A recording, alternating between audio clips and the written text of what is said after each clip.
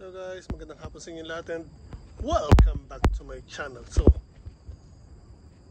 pipitasin na po natin ang mga jujube natin. Pero, yung mga nauna lang. Iwan natin itong mga bago. Yan, so ito pipitasin natin later. Pero yung mga una doon, doon natin pipitasin. Let's go!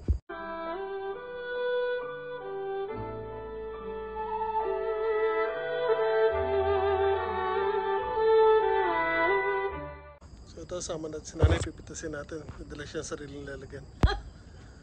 Meron na rin ako. Nagkakain ako. Parang ang dami. Ito, wala lang pipitas. So, pipitasin ko din. Kaya abot ko na yung mga makuha natin video. Malaki. Ayun, napakalaki na. So, yung sa taas. Kasantol. So again, yung mga unang bunga lang po pinipitas natin. Yung iba may mga tama. Okay lang Kinakain ng insekto. So, pasensya na sa boses ko, mahina. Kung natin yung pinakamalaki. Ayan. Wow! Yung kanakalaki yun.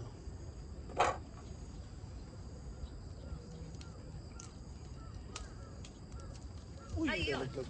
Ayan.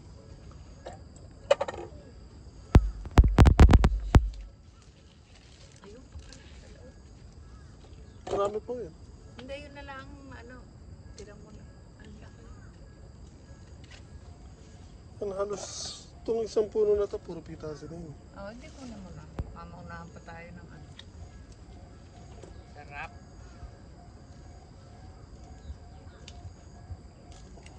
Ito, sasawa sila sa jujube. Sarap.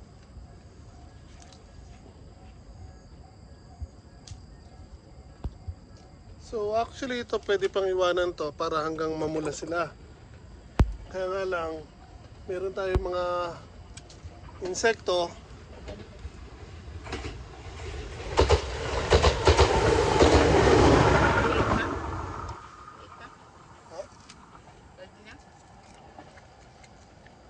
So kesa maunahan tayo ng mga insekto, tayo ng pipitas. So preferably, ito yung kulay brown na yan. Pag nagpuli, ganyan na yung kulay niya lahat, Yes. mas matamis na Yan pa siya. siya. Maliit pa to. Malita mo na. Ganyan. Tira ka. Again, ito po. Ay. Tamis po niya. So, ayan po again yung jujube natin. So, itong variety na to ay Indian jujube. Again, yung sarap ng bahay ko is Chinese jujube. Ang pagkakaiba nila, ito lumalaki. Yung Chinese jujube naman, kaayusan lang ang laki tapos pahaba. Ito bumibilig po. Kung nakita nyo kanina, may malaki. So, marami pong varieties ang jujube. Ang meron tayo dito ay dalawa, Chinese at Indian jujube. Meron pa yung mga malalaking variety. Ang recently na nalaman ko is yung Taiwan jujube or Taiwan giant jujube, I think ang tawag doon. Pero marami pa pong klase ng jujube again. Hindi ko pa po alam ang lahat. So again, meron lang tayong 2 varieties dito. And for me, mas matamis yung Chinese jujube kaysa Indian jujube. Pero mas malaki ang Indian jujube kaysa sa Chinese jujube. Halos twice, thrice, 3 times. Yung isa nakuha ko ng malaki kanina, yung ginanong ko. Halos 4 times ang laki niya sa Chinese jujube.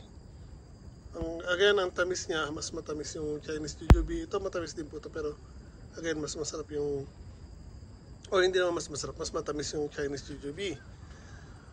Texture, ang Indian jujube malabo na matamis. Yung Chinese jujube naman, ang texture niya parang dates. Tapos yung alam niyo ano ba tawag dito? Parang panot siya. Ang lasa niya. Parang kumakain kayo ng dates. Ganun ang texture niya at lasa. So, ganito naman, sweet and malabo. So, yun. Hindi ko na masyadong pahabain to. Again, 2 varieties ng jujube ko. Chinese and Indian jujube. So, kain lang tayo.